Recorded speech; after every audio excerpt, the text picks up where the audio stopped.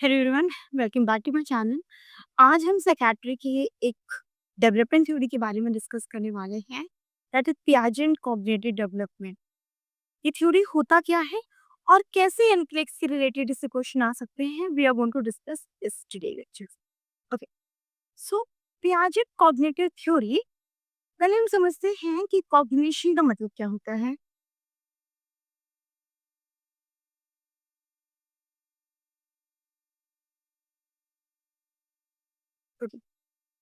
Cognition का मतलब ये होता है कि किसी भी चीज के बारे में सोचना, उसको समझना। जैसे कि आपके सामने अगर पेन है, तो आप ये समझ पा रहे हैं कि हाँ, ये पेन है, इसका काम होता है लिखना। और और आप किसी के बारे में सोच रहे हो, अगर मैं आपको बोलूँ कि एक एक समुद्र को इमेजिन करो, उसमें एक बोट को इमेजिन करो, तो आप इस चीज़ को लॉजिकली सोच पा रहे हो। इस सोचने को बोलते हैं कॉग्निशन। ओके। इस थ्योरी में ये बताया गया है कि हमारे सोच एक बच्चा की कॉग्निटिव डेवलपमेंट कैसे होती है। इस थ्योरी से हम ये समझेंगे कि एक बच्चे की from the birth to the death हमारे सोच में परिवर्तन कैसे आता है और एक बच्चा चीजों को इमेजिन कैसे करता है। इसके अंदर हमारे चार की स्टेजेस हैं। सबसे पहले आता है sensory motor, second is your pre operational, and third is your concrete, and fourth is your formal operation stage. Okay, सबसे पहले हम स्टेज समझते हैं। सेंसरी सेंसरी मोटर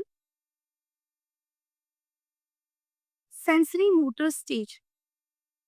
इस स्टेज में बच्चा, ये स्टेज होती है 0 to 2 years ऑफ एज।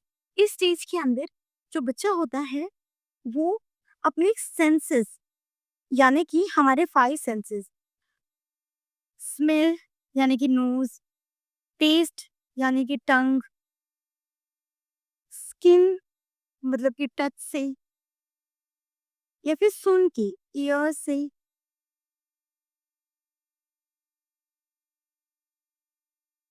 या फिर आई देख के। तो बच्चा, जो भी चीज, जो भी स्टिमुलस बच्चे को मिलती है, बच्चा वहां से सीखता है। यानी कि अगर बच्चे के सामने, अगर आप कोई भी रैटल यानी कि झुंझुना बच्चे के सामने अगर आप वेव करोगे, तो बच्चा स्माइल करेगा। तो बच्चा सेंसेस को लेता है और अपनी रिस्पॉन्स करता है सेंसेस को।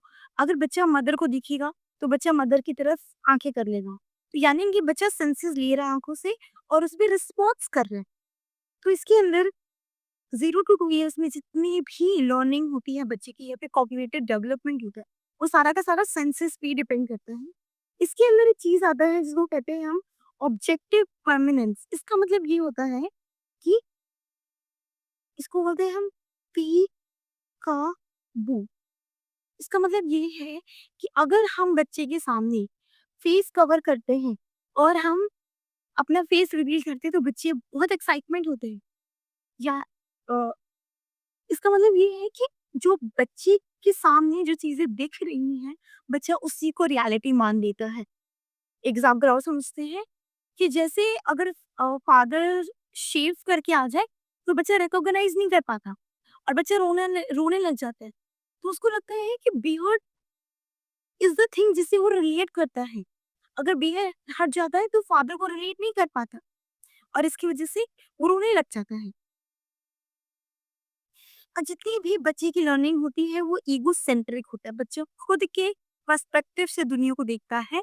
दुनिया के पर्सपेक्टिव को बच्चे को समझ में नहीं आती है।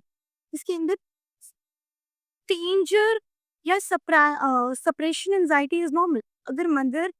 अगर बच्चा मदर से दूर जाता है, तो उसको लगता है कि एक इम्पोर्टेंट फिगर बच्चे से दूर जा चुकी है। अगर मदर बच्चे की नजर के सामने ना रही, तो बच्चा रोने लग जाता है। That is normal. Use tactile toys. इस स्टेज के दौरान बच्चे को ऐसे टॉयज देना चाहिए जिससे बच्चा सेंसेस स्टिमुलेट हो सके और लर्निंग प्रोसेस अच्छा हो सके। And peekaboo you already know. Next is pre operational stage. Operational stage का मतलब ये होता है कि जो भी बच्चे की डेवलपमेंट होता है, थॉट्स डेवलपमेंट, वो आती है मैजिकल थिंकिंग से। इसके अंदर बच्चे की दुनिया मैजिक पे डिपेंड होती है। जो भी चीजें बच्चा लेता है ईगो सेंट्रिक होता है। इसके अंदर बच्चे खेलते हैं टॉय टॉय, चोर पुलिस, किचन किचन। तो जो भी चीज बच्चे को एनिमेटेड चीज मिलती है, बच्चा उसको रियल मानता है और इसके हिसाब से बच्चा खेलता है। इसके अंदर चीजें आती है ईगो सेंट्रिक, मतलब कि फॉर इंस्टेंट अगर आप बच्चे को बोलो कि हम डॉक्टर डॉक्टर खेलते हैं, तो बच्चा खुद को डॉक्टर इमेजिन करता है। दैट इज नॉर्मल, क्योंकि दुनिया अराउंड बच्चे की घूमती है। Next, magical thinking.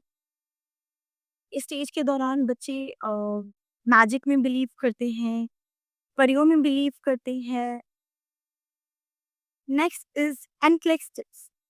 इसके दौरान आपके पास अगर बच्चा हॉस्पिटल में एडमिट होता है, तो इट्स योर रिस्पॉन्सिबिलिटी कि आप बच्चे को एनिमेशन के थ्रू या फिर बच्चे को मैजिकल थिंकिंग के थ्रू आप बच्चों को समझाओ कि ओके, आप अगर बच्चे को आप डेंटल प्रोसीजर है, तो बच्चे को आप ट्यूबिंग्स दे सकते हो खेलने के लिए।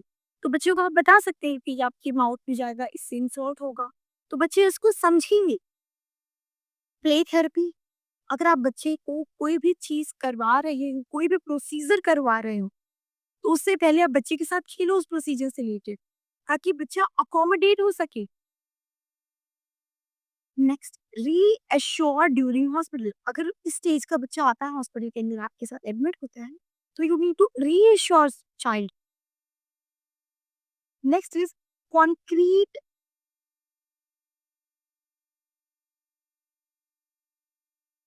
Next is concrete operation. इसका मतलब ये है कि अब जो भी डेवलपमेंट बच्चे का होता है वो कॉन्क्रीट होता है। इसका मतलब ये है कि बच्चे अब लॉजिक लगा सकते हैं। अब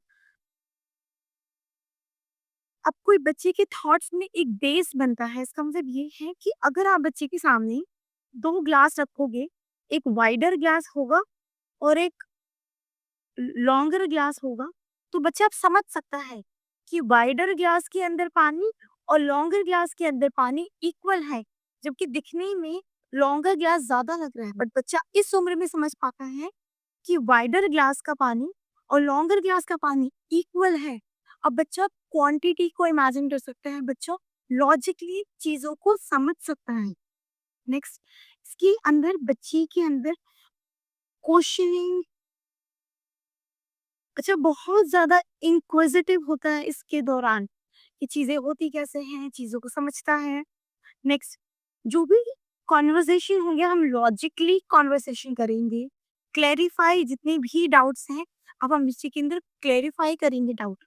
अगर बच्चा आपसे पूछता है कि ये इंजेक्शन मुझे क्यों लग रही है, तो आपको बताना पड़ेगा कि ये इंजेक्शन इसलिए आपको लग रही है ताकि आप फर्दर आपको कोई इन्फेक्शन ना हो। अगर आप बच्चा पूछ रहा है कि मुझे वैक्सीनेशन क्यों लग रही है, जबकि मुझे कोई बीमारी नहीं है, तो आपको बताना पड़ेगा कि वैक्सीनेशन से आपकी बॉडी में the next is our concrete operational stage. इस स्टेज के अंदर बच्चे को समझ में आता है लॉजिक। अब बच्चा ये समझ सकता है कि एक एक वाइडर ग्लास के अंदर पानी और एक टॉलर ग्लास के अंदर पानी का वॉल्यूम सेम है। अब बच्चे को ये चीज समझ में आता है कि एक एक 10 रुपीज का नोट और 2 रुपीज की सिक्के से बढ़कर है। अब बच्चे की समझ में आता है कि 10 रुपए का नोट बड़ा है, जबकि वो एक है, और 2 रुपए के कॉइन्स जबकि वो तीन है बट वैल्यू में वो ज्यादा है। नेक्स्ट, अब बच्चे को ये समझ में आता है कि एक आइस को हम फ्रीज कर सकते हैं, आइस को हम बॉयल कर सकते हैं पानी बनाने के लिए, और आइस को हम वेपर भी कर सकते हैं कि आइस अपने फॉर्म को चेंज कर सकता है। नेक्स्ट इज, अब बच्चा कलर्स को, क्रेयॉन्स को अलग अलग साइजेस में अरेंज कर सकता है। अब बच्चे को लॉजिकली चीज़ें समझ में आती हैं। अब बच्चा चीज़ों को सॉर्ट कर सकता है, एनालाइज़ कर सकता है और लॉजिकली चीज़ों को अंडरस्टैंड कर सकता है। तो इसके दौरान अगर बच्चा आपसे पूछ रहा है कि ये सर्जरी मुझ पे क्यों परफ़ॉर्म हो रही है और सर्जरी कैसे परफ़ॉर्म होगी, तो आप इसको विजुअली हेल्प के थ्रू आप बच्चों को समझा सकते हो क्योंकि अब बच्चा अंडरस्टैंड कर सकता है concept of logical thinking. Next is formal operational stage. इस स्टेज के अंदर बच्चा फॉर्मली अंडरस्टैंड करता है कि दुनिया का क्या पर्सपेक्टिव होता है चीज़ों के बारे में। ये उम्र शुरू होती है 12 ऑनवर्ड्स। इसके अंदर बच्चा एब्स्ट्रैक्ट थिंकिंग, इसका मतलब ये है कि अब बच्चा वो चीज़ें जो एग्ज़िस्ट नहीं करता, उसके बारे में भी सोच सकता है। अब बच्चा ग्रीफ को समझ सकता है। अब बच्चा डेथ के कॉन्सेप्ट को समझ सकता है और ये भी समझ सकता है कि क्या सोसाइटी के अंदर चेंजेस आती हैं। नेक्स्ट, हाइपोथेटिकली अंडरस्टैंड कर सकता है। अब बच्चा ये चीज़ इमेजिन कर सकता है कि सर्किट कैसे वर्क करता है, कैसे करंट फ्लो करता है। Next, ethical reasoning. अब बच्चे को कॉन्सेप्ट ऑफ जस्टिस समझ में आता है कि कोई चीज़ क्यों पनिश किया जा रहा है, क्या चीज़ करेंगे तो पनिशमेंट मिलेगी। नेक्स्ट, बच्चा कॉम्प्लेक्स डिसीजंस ले सकता है एंड अंडरस्टैंड कर सकता है कि व्हाट व्हाट चेंजेस एंड कैसा रोल सोसाइटी में बच्चा प्ले करता है। इसके अंदर पेयर ग्रुप का एसोसिएशन शुरू होता है, बच्चे अपने फ्रेंड से सीखते हैं।